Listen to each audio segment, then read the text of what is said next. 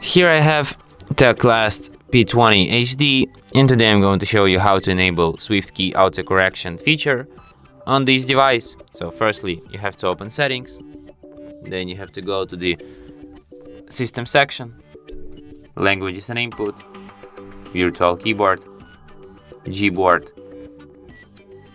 text correction. And here you can see this option, autocorrection, correct words while typing, and you can switch this feature here.